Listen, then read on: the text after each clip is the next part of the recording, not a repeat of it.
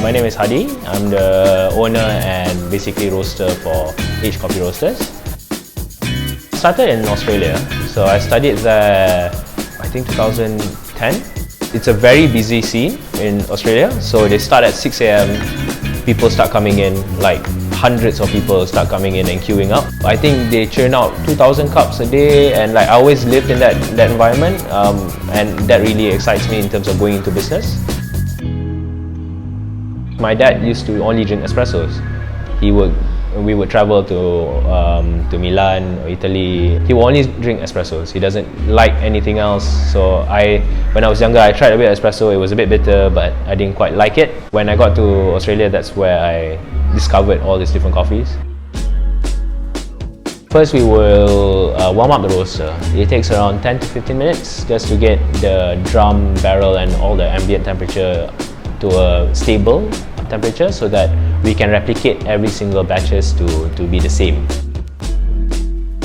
The beans are being kept in a cold room, so we bring it out so that it will come down to room temperature before even roasting.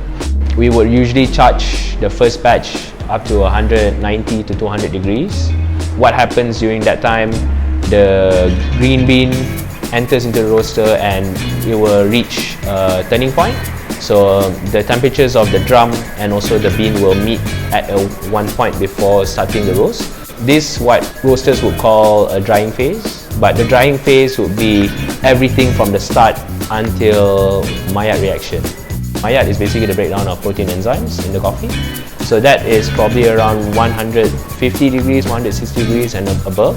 That's where the Maillard starts. After that, it will be caramelization and then first crack, and then after first crack, you continue on the development. First crack happens around 200 degrees for our roaster.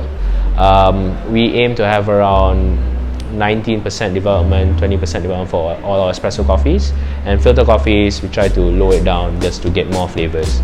So reason why we have different development ratios for filter and espresso is because for espressos you don't agitate the coffees too much when you're brewing, so it needs a bit more help in terms of roasting to extract. If not, you will get sharp acidity, undeveloped tones, so it's very unpleasant for customers. But in terms of filter, because it's a longer brewing time, you agitate towards the process of brewing the coffee, you have more time to extract different flavors of the coffees. I would roast more towards sweetness. That's my number one thing.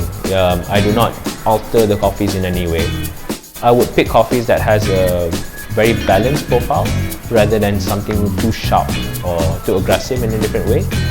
I enjoy well-rounded coffees. If you ask me, I would have heirloom wash Ethiopian for my everyday.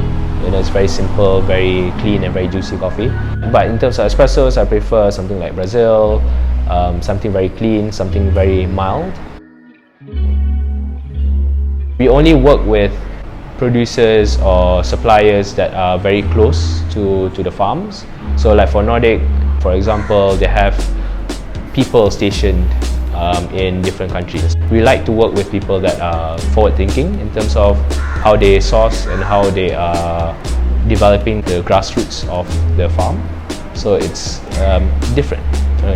You want to know more about how the producers are doing, so that you can support them in one way or another and give it back to the customers. I wanted this place to be a form of my own extension because I like exploring in terms of flavors, in terms of traveling abroad. So I like to share that across to my customers or to my friends over here when they do come. To be honest, it's very spiritual when it comes down to making coffees and everything else. So that's very personal to me, and that's why I keep doing what I do.